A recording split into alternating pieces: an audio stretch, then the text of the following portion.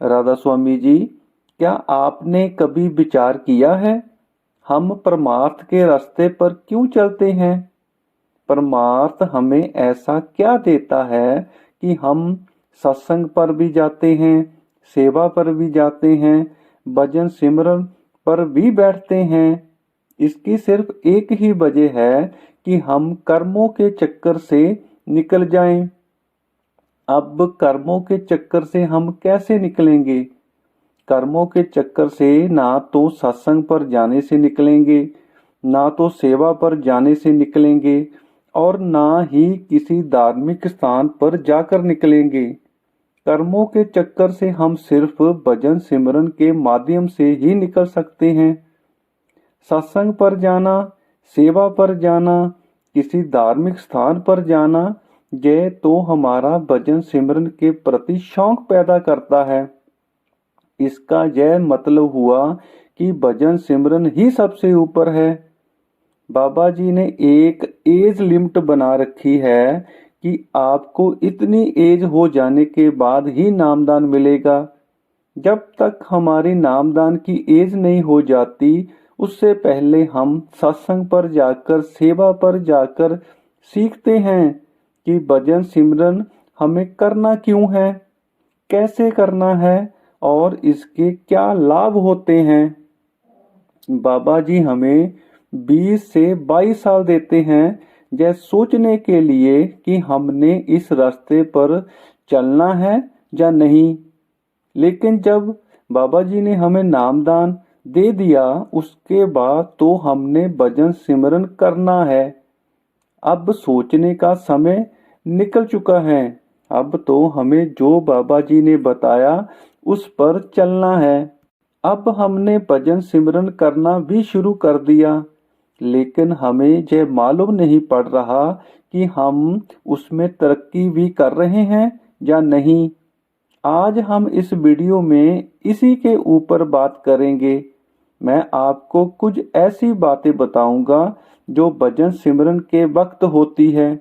अगर आपके साथ भी अगर आपके साथ भी हो रही है, अगर आपको भी ऐसा महसूस हो रहा है, तो आप भजन सिमरन में तरक्की कर रहे हैं। सबसे पहले भजन सिमरन हमारे अंदर शांति और सुकून पैदा करता है। हम जब भजन सिमरन पर बैठते हैं तो आंखें बंद करके अंदर अंधेरे में देखना शुरू करते हैं। अंधेरे में हम कब तक देखेंगे, इसका कोई समय तय नहीं होता, लेकिन शुरू शुरू में हम अंधेरे में ही ध्यान लगाना शुरू करते हैं। इस अंधेरे में से शुरू शुरू में ना तो कोई हमें अंदर से रस आता है और ना ही कोई शांति महसूस होती है और ना ही भजन सिमरन में मन लगता है। लेकिन कुछ समय बीत जाने के बाद हमें अंधेरे में से रस आने लगता है। हमारा मन भजन सिमरन में लगने लगता है। हमें अंदर से शांति महसूस होना शुरू हो जाती है। हम यह महसूस करना शुरू कर देते हैं कि हमारा गुरु हमारे पास ही है। अगर आपको भी ऐसा महसूस होना शुरू हो चुका है तो आप भजन सिमरन में तरक्की कर रहे हैं। ये था नंबर 1। अब बात करते हैं नंबर 2 की। जब सुरत अंधेरे को चीरती हुई आगे निकलती है, अंधेरे को चीरने का क्या अर्थ है?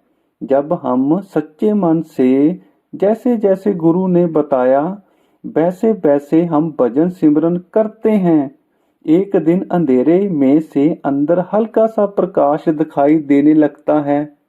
यह प्रकाश मन को हद से ज्यादा सुकून देता है।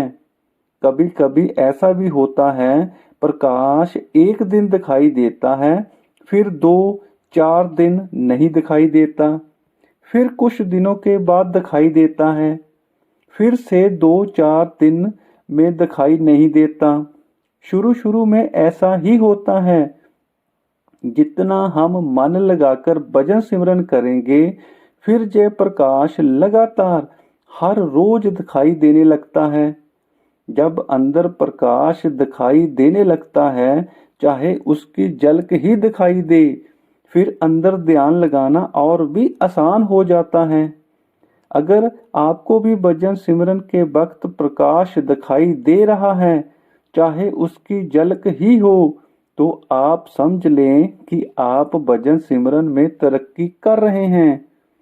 मैं आपको यह पर एक और बात बताना चाहता हूँ, जब साधक को अंदर प्रकाश एकदम से दिखाई देता है, तो कई बार वह डर जाता है या उसकी आंख खुल जाती है।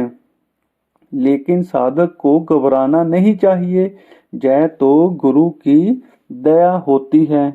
अब बात करते हैं नंबर 3 की।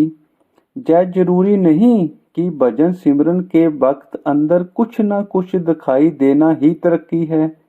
जब साधक भजन सिमरन की तरक्की के लिए काम, क्रोध, लोभ, मोह, हंकार के ऊपर अपना कंट्रोल करना शुरू कर देता है, यह भी भजन सिमरन में तरक्की का एक संकेत है।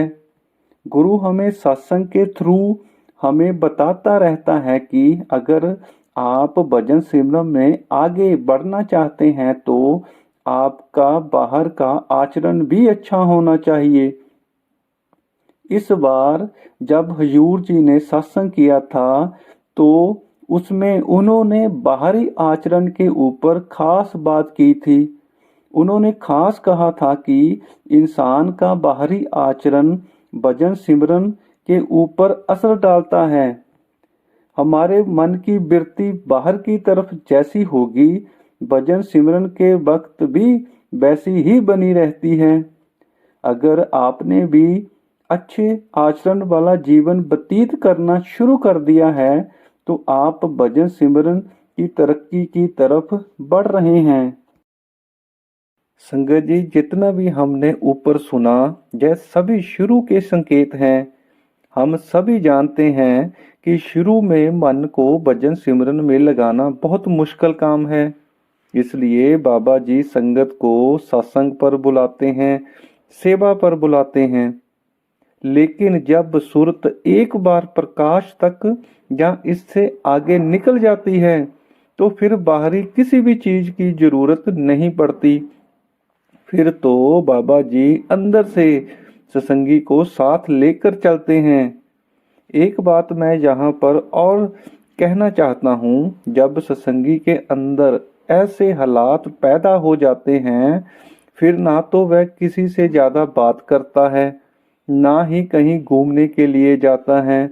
वह सत्संगी आपको किसी फंक्शन में भी बहुत कम नजर आएगा, क्योंकि अब उसको पता है कि उसने अंदर की तरफ जाना है। उसने प्रकाश, उससे आगे सूरज, चंद्रमा, ब्रह्म और पार ब्रह्म और उससे आगे सचखंड तक जाना है। संगत जी, वीडियो में बस इतना ही।